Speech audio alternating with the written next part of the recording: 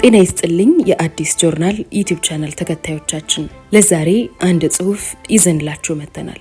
ላይክ፣ ሰብስክራይብ፣ ሼር በማድረግ ሀሳባችሁን ደግሞ ኮሜንት ላይ በማስፈር አብራችሁን ሁኑ።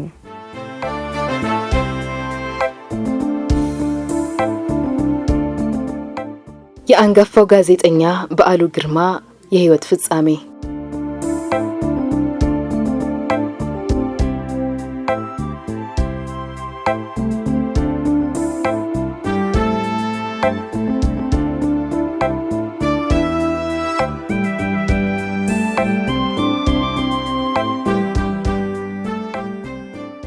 በ1974 ዓ.ም በተካሄደው በቀይ ኮከብ ሁለገብ አብዮታዊ ዘመቻ አፈጻጸም ጦስ የአንጋፋው ጋዜጠኛና ደራሲ በዓሉ ግርማ የህይወት ፍጻሜ።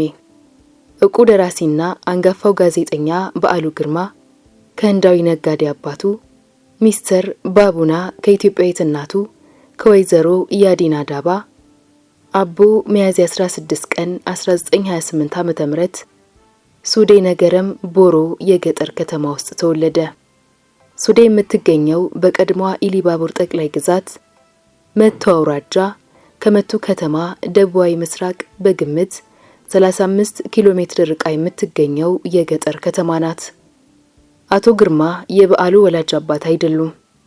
የስጋ ዝምድናም የላቸውም። አሳዳጊ አባቱ ናቸው። በዓሉ ግርማ እድሜው ለትምህርት ሲደርስ በትውልድ መንደሩ በሱዴ አንደኛ ደረጃ ትምህርት ቤት ከአንደኛ እስከ አራተኛ ከተማረ በኋላ አሳዳጊ አባቱ አቶ ግርማ በዓሉ በትምህርት አቀባበሉ በጣም ጠንካራ ሆኖ ስላገኙት ወደ አዲስ አበባ በመምጣት በቀድሞ ዘነበ ወርቅ ትምህርት ቤት በአዳሪ እንዲማር አደረጉ። ከአምስተኛ እስከ 8ኛም በአጥጋቢ ውጤት አጠናቀቀ። ከዚያም ጎበዝ ተማሪዎችን ብቻ ወደሚቀበለው ጀነራል ዊንጌት ትምህርት ቤት ገብቶ ከ9ኛ እስከ 12ኛ ትምህርቱን በመከታተል አጥጋቢ ውጤት በማምጣት አዲስ አበባ ዩኒቨርሲቲ በመግባት በአርት ሳይንስ የመጀመሪያ ዲግሪውን ቀጥሎም ወደ አሜሪካ በመሄድ በጋዜጠኝነት የማስትሬት ዲግሪውን አገኘ። ደራሲ በዓሉ ግርማ ከአሜሪካ ሀገር ወደ ኢትዮጵያ በመመለስ በቀጣይ ማስታወቂያና መርሃ ብሔር ሚኒስቴር መስሪያ ቤት ተመድቦ የአዲስ ዘመን ጋዜጣ ዋና አዘጋጅ፣ የዛሬቱ ኢትዮጵያ ጋዜጣ ዋና አዘጋጅ፣ በእንግሊዘኛ ቋንቋ ያዘጋጀ የነበረው ሐዲስ የተሰኘች መጽሔት ዋና አዘጋጅ በመሆን ለጋዜጠኞችና ለመጽሔቷ መሻሻል ከፍተኛ ሚና ተጫውቷል። ብሩህ አእምሮ፣ መልካም ቁመናና የውበት ግርማ ሞገስ የተጎናጸፈው ደራሲ በዓሉ ግርማ ወላጅ አባቱን አያውቅም ነበር። ህንዳዊ አባቱ ገና ሕፃን ሳለ ወደ ሀገሩ ህንድ ወይንም ቦምቤ ተመልሷል። ደራሲ በዓሉ የድርሰት ሥራ የጀመረው በ1960ዎቹ ውስጥ ነው። ከአድማስ ባሻገር የህሊና ደውል፣ ሐዲስ፣ የቀይ ኮከብ ጥሪ፣ በመጨረሻም ኦሮማይ የተሰኙ መጽሐፎቹ በአንባቢያን ዘንድ ለዘለዓለም ሲወደስባቸው የሚኖሩ እንዲሁም የበሳል አእምሮ ውጤት ሆነ የትውልድ በረከቶች ናቸው። ደራሲ በዓሉ በ1966 ዓ.ም በተነሳው የህዝብ አመጽ የፈነዳውን አብዮት በሙሉ ልብ ደጋፊ ነበር። ከዛም የጦር ኃይሎች ደርግ አቋቁሞ ቀዳማዊ ኃይለ ሥላሴን ከስልጣን አስወግደው ስልጣን በያዙበት ወቅት የደርጉ አንደኛ ምክትል ሊቀመንበር ሆነው ለተመረጡት በወቅቱ ማረጋቸው ለሻለቃ መንግስቱ ከፍተኛ ቀረቤታ የነበራቸው በዓሉ ለእርሳቸው ከፍተኛ አማካሪና ፖለቲካዊ መግለጫዎችን የሚያዘጋጁላቸው ነበር። ኮሎኔል መንግስቱ ለደራሲ በዓሉ ባላቸው ቀረቤታ በ1967 ዓ.ም የኢትዮጵያ ዜና አገልግሎት ኢዜአ ዋና ስራ አስኪያጅ በማድረግ በዓሉን ሾመውት ነበር። በዓሉ ከሊቀመንበሩ ጋር የዕለት ግንኙነት በማድረግ ከፍተኛ የፖለቲካ አማካሪ የነበሩ በወቅቱ ኢማለህድ ኢትዮጵያ ማርክሲስት ሌኒኒስት ህብረት ድርጅት ውስጥ በመደራጀት በሊቀመንበሩ በሚመራ ሰደድ በተባለ ድርጅት ውስጥ በመደራጀት በዓሉ በኮሎኔል መንግስቱ ገደብ የለሽ ታማኝነት አበርክቷል።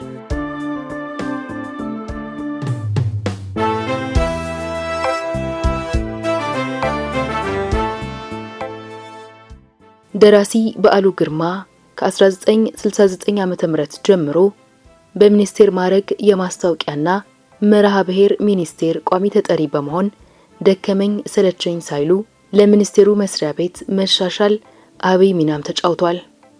በወቅቱ ከሚኒስቴር መስሪያ ቤቱ ሰራተኞች እጅግ ተወዳጅና የብዙ ጊዜ ችግራቸውን በመፍታት ሁሉንም እንደ ጸባዩ በመያዝ ይታወሳል።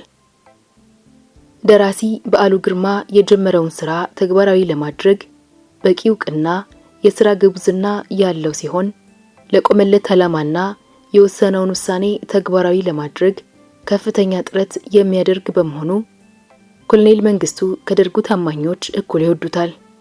የኤርትራ የቀይ ኮከብ ሁለገብ ዘመቻ በሰሜን ኢትዮጵያ በ1974 ዓ.ም በተካሄደበት ወቅት ኮሎኔል መንግስቱ ይዟቸው ከዘመቱት ታማኞቻቸው መካከል በዓሉ ግርማ ግንባር ቀደሙ ነበር። አስመራም ከደረሰ በኋላ የዕለት ግንኙነት ነበራቸው። ከጥር ወር እስከ ሰኔ ወር 1974 አብረው በጦር ሜዳም ሆነ ሰላም ቦታ ግንኙነት ነበራቸው። በሻዕቢያ ላይ ይሰሩ የነበሩትን ፕሮፓጋንዳም በዓሉ ግርማና አቶ ሽመልስ ማዘንጊያ ከተባሉ ጋር በመሆን ከፍተኛ ስራ ሰርቷል።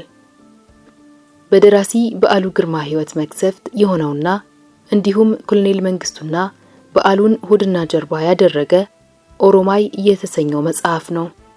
ኦሮማይ ማለት በጣሊያንኛ ቋንቋ አለቀ አበቃ ማለት ነው። በዓሉ ኦሮማይን የጻፈው በሳል አማርኛ በኤርትራ ክፍለ ሀገር የተካሄደውን የቀይ ኮከብ ዘመቻ ውስጣዊና ውጫዊ ወይንም ፖለቲካዊና ወታደራዊ ዘመቻዎችን ቁልጭ አድርጎ የሚያሳይ ገጸ ባህሪን በተመረኮዘና እያንዳንዱ የዘመቻ ባለስልጣኖች የግል ባህሪ ያለምንም ተጽዕኖ ያሳየ የብዕር ጀግና ነው።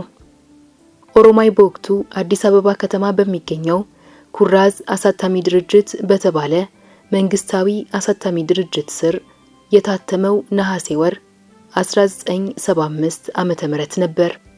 ይህ መጽሐፍ ከወጣ በ10 ቀን ልዩነት ውስጥ ከየመጽሐፍ መደብርና ከግለሰብ እጅ በፖሊስና ጸጥታ ኃይሎች ተሰበሰበ። የኦሮማይ መጽሐፍን ይዞ የተገኘ ሰው ሻዕቢያ ተብሎ ይፈረጅ ነበር። ደራሲ በዓሉ በወቅቱ የኢትዮጵያ የደርግ ዋና ጸሐፊ በነበሩት ሻምበል ፍቅረ ስላሴ ወግደረስ በ1975 መጨረሻ ከስራ ታገደ። ሳይወድ በግዱ የቤት ቁራኛ ሆነ። በመጨረሻም ከየካቲት 7 ቀን 1976 ዓ.ም ጀምሮ በዓሉ ደብዛው ጠፋ። ቃለ ምልልስ ከሻምበል ፍቅረ ስላሴ ወግደረስ ጋር ስለ በዓሉ ግርማ ከስራ መታገድ ጓድ ሻምበል ፍቅረ ስላሴ ወግደረስ ሚያዝያ 20 ቀን 2008 ዓ.ም አዲስ አበባ በሚገኝ መኖሪያ ቤታቸው ከመጽሐፍ ጸሐፊ ጋር ቃለ ምልልስ አድርገዋል።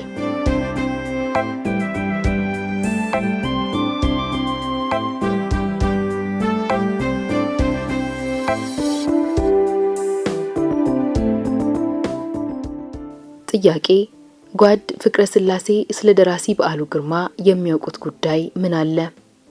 መልስ እኔ የማውቀው በወቅቱ የጊዜያዊ ወታደራዊ ደርግ ዋና ጸሐፊ የሚኒስትሮች ምክትል ሰብሳቢና የኢሰፓኮ ስራ አስፈጻሚ አባል ነበርኩ። ነሐሴ 19 ቀን 1975 ዓ.ም ከጓድ ሊቀመንበር መንግስቱ ኃይለማርያም ጽሕፈት ቤት ከልዩ ረዳታቸው ከጓድ መንግስቱ ገመቹ ስልክ ተደውሎልኝ አቶ በዓሉ ግርማን ከስራ እንድታሰናብተው በማለት ጓድ መንግስቱ ኃይለማርያም ትዕዛዝ ሰጥተዋልና ተግባራዊ እንድታደርግ ብሎ ትዕዛዝ ሰጠኝ። እኔም ትዕዛዙን ተቀብዬ አድራሻ ለማስታወቂያና መርሃ ብሔር ሚኒስቴር ነሐሴ 20 ቀን 1975 ዓ.ም በጻፍኩት ደብዳቤ አቶ በዓሉ ግርማ የተጣለባቸውን ከፍተኛ የመንግስት ኃላፊነት በመዘንጋት አብዮቱን የሚጎዳ በመፈጸማቸው ማናቸውም በኃላፊነት የሚጠበቅ የመንግስት ንብረት አስረክበው ከጳጉሜ 1 ቀን 1975 ዓ.ም ጀምሮ ከምድብ ስራቸው የተነሱ መሆኑን አሳውቃለሁ ብዬ ጥብቅ ትዕዛዝ ሰጠው። ትዕዛዙም በወቅቱ ተግባራዊ ሆነ። ጥያቄ አቶ በዓሉ ግርማ ኃላፊነት በመዘንጋት የፈጸሙ ጥፋት ምንድነው?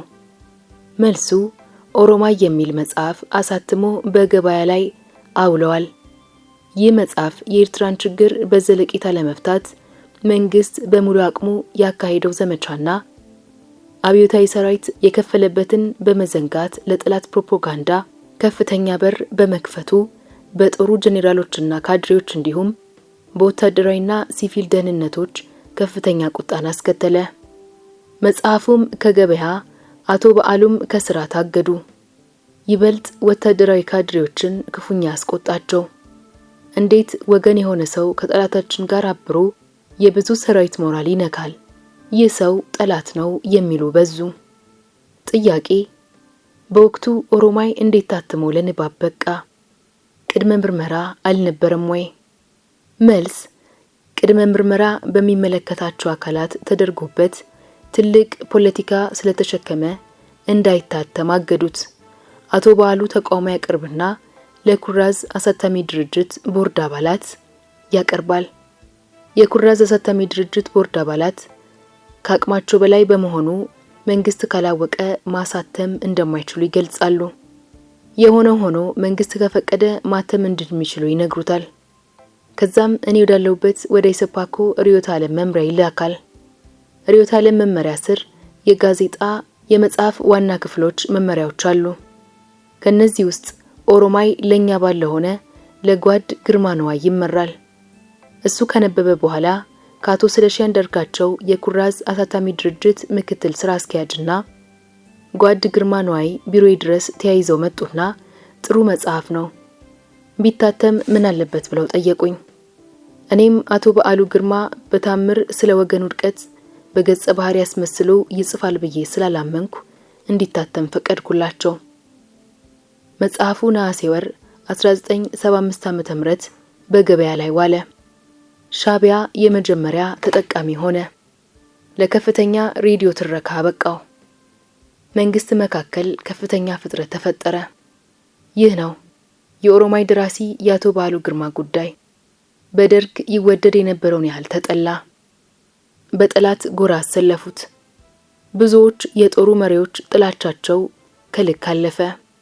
በመጨረሻም ከስራ ታገደ። 6 ወር ሙሉ ነፃ እንቅስቃሴ ያደርግ ነበር። ከዛ በኋላ ተሰወረ። በራሱ ጊዜ ይጥፋ፣ በመንግስት የጸጥታ ጥበቃ ታፍኖ ይወሰድ። እኔ በበኩሌ በዓሉ ግርማ የደረሰበትን አላውቅም እላለሁ። አበቃው።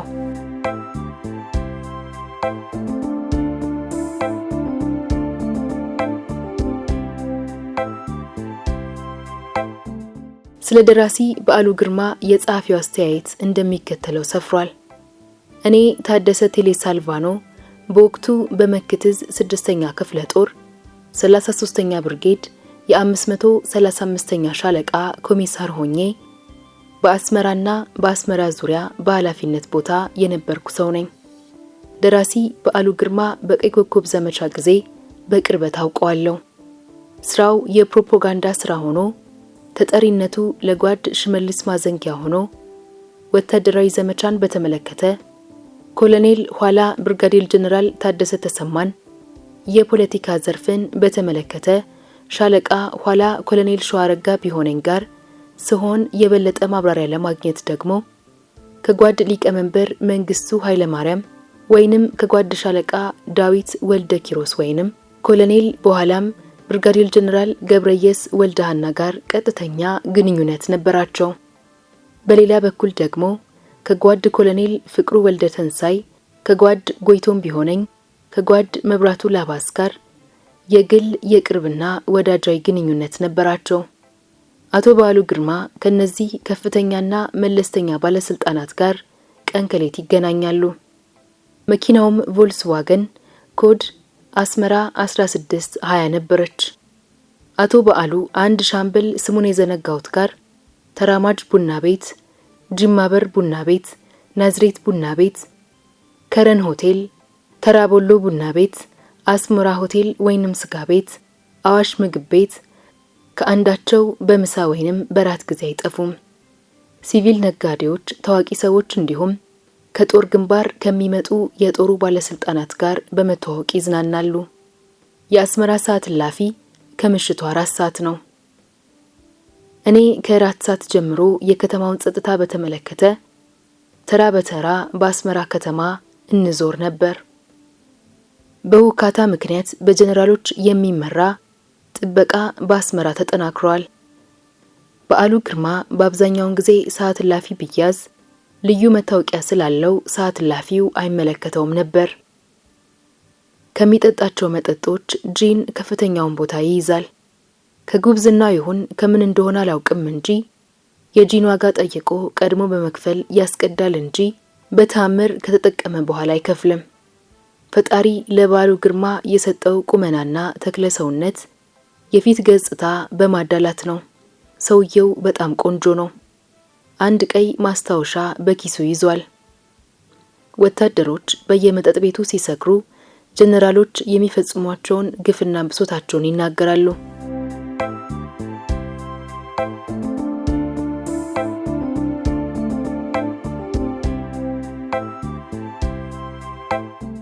ስለ ጦር ግንባር የመሪዎቹን ተንኮል፣ በጦሩ ላይ የሚፈጸመውን ሴራ በኃይለኛ ጩኸት ይናገራሉ። በዓሉ ማስታወሻ ይወስዳል። ወታደሩን ያቀርበውና ይጋብዘዋል። የበለጠ መረጃም ይሰበስባል። ሴተኛ ዳሪዎችን ይቀርብና ስለ እያንዳንዱ ይጠይቃል። ሰውን የመቅረብ ቀለል ብሎ የመታየት ተሰጥኦ አለው። በዓሉ ግርማ በማያውቁት ሰዎች ግን የከሰረ ነጋዴና ከስራ የተባረረ ባለስልጣን ይመስላል። ለካሱ ብዙ ጥረት የሚያደርገው ከቀይ ኮከብ ዘመቻ በኋላ የዘመቻውን ገጽታ ለሕዝብ ለማሳየት ዓላማ ነበረውና በነሐሴ ወር 1975 ዓ.ም አስመራ ፒያሳ መጻሕፍት መደብር ሄጄ በዋጋው ገዝቼ አስመራ ቤተ ጊዮርጊስ ወደሚገኘው ቤቴ ገብቼ ጀመርኩት። የጀመርኩት ከቀኑ 7 ሰዓት እስከ ምሽቱ 8 ሰዓት ድረስ አንብቤ ጨረስኩ። በጣም በሚገርም ያጻጻፍ ብልሃት ቀይ ኮከብ ውጊያውን ከመጀመሪያው እስከ መጨረሻው ወለል ብሎ ታየኝ። እኔ የሰሜኑ ቀይ ትርኢት ብዬ ጽፌ ያዘጋጀሁት ረቂቅ በጥራስ ደረጃ ተዘጋጅቶ ነበርና ኦሮማይ ከወጣ ስለ ቀይ ኮከብ የጻፍኩት መጽሐፍ ቢታተም ዋጋ እንደማያወጣ አሰብኩ።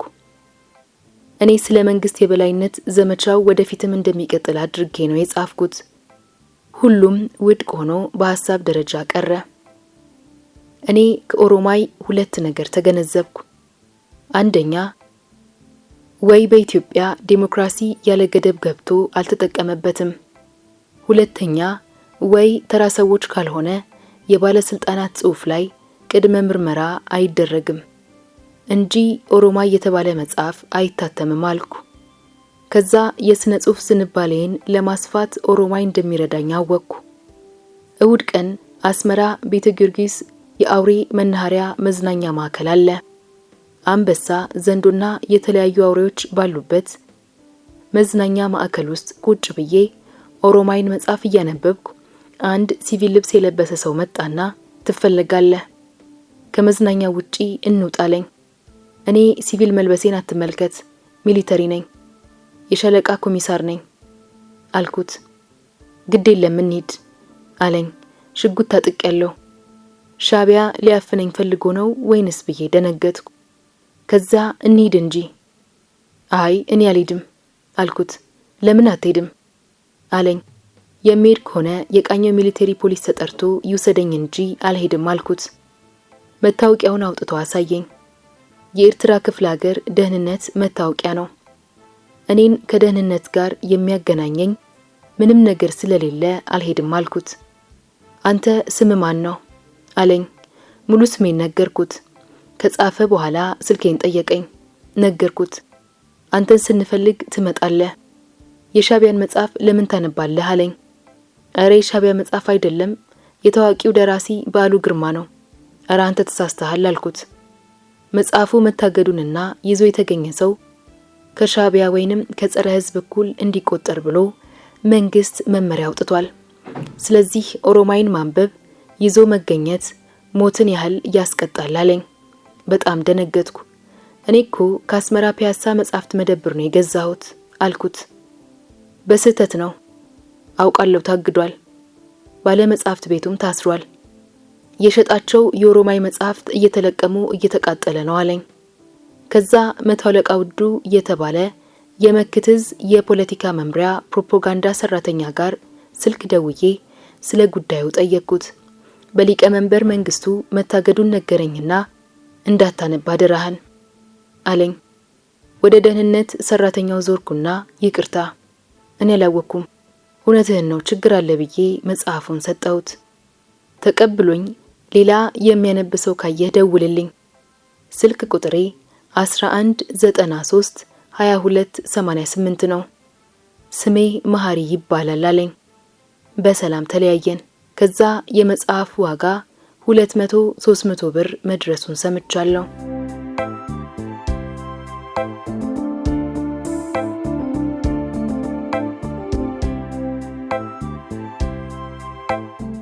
ከዚምባብዌ ጓድ ኮሎኔል መንግስቱ ኃይለማርያም ጋር የመጽሐፉ ደራሲ ስለ በዓሉ ግርማ ሞት ቃለ ምልልስ አድርገዋል። ጓድ ኮሎኔል መንግስቱ ደራሲ በዓሉ ግርማን አስመልክቶ ከሐረሪ ሚያዝያ 8 ቀን 2008 ዓ.ም የሚከተለውን መግለጫ ሰጥተዋል። በዓሉ ግርማ በፈጸመው አሳፋሪ ድርጊት ከነሐሴ 20 ቀን 1975 ዓ.ም ጀምሮ ታግደሃል፣ ያገድኩህም እኔው ነኝ። መላ ሰራዊቱ ላይ በደል ፈጽመ ከኛ ጋር ልትቀጥል አትችልም። በዜግነትህ የፈለከውን ስራ ሰርተህ መኖር ትችላለህ። ከእንግዲህ የመንግስትና የፓርቲ ስራ መስራት አትችልም ብዬ አሰናበትኩት። ከዛ ከ6 ወር በኋላ በዓሉ ጠፋ የሚል ተወራ። እኔ መሰለኝ ሀገር ጥሎ የሄደ መሰለኝ። ከቆየ በኋላ ግን በዓሉ ከሀገር አልወጣም። በኮሎኔል ተስፋዬ ወልደ ስላሴ መረብ አላመለጠም። እርግጠኛ ነኝ እሱ እንደሚገድለው። የእሱ እጅ ሳይኖርበት በታምር አይገደልም። በዓሉ ግርማ የሰሜኑን ሰራዊት አዛዦች፣ ፖለቲካ ኃላፊዎች፣ ደህንነት ሰዎችን በጥልቀት በመነካካት ከሻዕቢያ ያላነሰ ጥፋት አድርሶባቸዋል። ያልተቆጣ ባለስልጣን የለም። በዚህ ምክንያት የሁለተኛ አብዮታዊ ሰራዊት የፖለቲካ ኮሚሳር ኮሎኔል ሸዋረጋ ቢሆነኝ ለብርጋዴር ጀነራል ገብረየስ ወልደሃና የተጻጻፉት ደብዳቤ ለኔ ግልጽ ነው። ነገር ግን ለኮሎኔል ተስፋዬ ወልደ ስላሴ በዓሉ ግርማን የጎደለው ኮሎኔል ተስፋዬ ወልደ ስላሴ ነው። ጓድ ፕሬዝዳንት መንግስቱ ኃይለማርያም በዓሉ ግርማ 1974 ቀይ ኮከብ ዘመቻ ጊዜ በኤርትራ የተወሰኑ ወቅት አብረን ዘምተን ቆይተናል። ሰውየው በፕሮፓጋንዳ ዘርፍ ማለትም በርዕዮተ ዓለም ስራ ከነበሩት ሰዎች እሱ የተሻለ በመሆኑ ሙሉ የቀይ ኮከብ ዘመቻ ተሳትፎ እንዲያደርግ አድርገን ተጠቅመነዋል። በዓሉ ግን ይህንን ዘመቻ ከራሱ ግል ችሎታ ተጠቅሞ ብዙ የዘመቻው ተሳታፊዎችን ገጸ ባህሪ በግልጽና በስውር በመንካት አብዛኞቹን ባለስልጣናት ቁልጭ አድርጎ በማሳየቱ ከብዙ የሚሊተሪና የሲቪል ባለስልጣናት ጋር ከፍተኛ ቅራኔ ውስጥ ገብቷል። እኔም በወቅቱ ወደ ቢሮ ያስጠርቼ ኦሮማይ መጽሐፍን በመጽሐፍ አጥፍተሃል፣ ያ ሁሉ ሰራዊት ያለቀለትና ደም አፋሳች ዘመቻ አንተ ለብቻ ጎልተ ልትታይበት አይገባም። ይህ ድርጊትህ አግባብ አይደለም። በመሆኑም ከማንኛውም የመንግስት ስራ ታግደሃል። በዜግነትህ እንደ ማንኛውም ዜጋ የፈለከውን ሰርተ መኖር ትችላለህ ብዬ አሰናበትኩት። ደብዳቤ መጻፉን አላውቅም። ገብረይስ ወልደሃና ለተስፋዬ ደብዳቤ መጻፍ አይችልም። ቢጽፍም እኔ የማውቀው ነገር የለም። እኔ በዓሉ ግርማን መግደል ከፈለኩ ከስልጣን ሳላወርደው እችል ነበር። ከስልጣን ካስወገድኩት እሱን ተከትዬ የማስገድልበት ምክንያት የለኝም። እኔ በሀገር አመራር ደረጃ ያለው ሰው ነኝ። እያንዳንዱን ማወቅ አልችልም። ከኔ ነፃ በሆነ ሁኔታ ብዙዎች ባለስልጣናትም የሚወጡ ብዙ ጉዳዮች አሉ። አመሰግናለሁ። ለደራሲ በዓሉ ግርማ ህይወት መጥፋት የነዚህ 3 ባለስልጣናት ድርሻ ከፍተኛ ነው። የቀድሞ የኢትዮጵያ መሪ ኮሎኔል መንግስቱ ኃይለማርያም፣ ሜጀር ጀነራል ገብረየስ ወልደሃና የአብዮታዊ ጦር ዋና ፖለቲካ፣ ኮሎኔል ተስፋዬ ወልደ ስላሴ የሀገር ውስጥ ጉዳይ ሚኒስቴር እንዲሁም የደህንነት ሚኒስቴር። ለዛሬ አበቃን።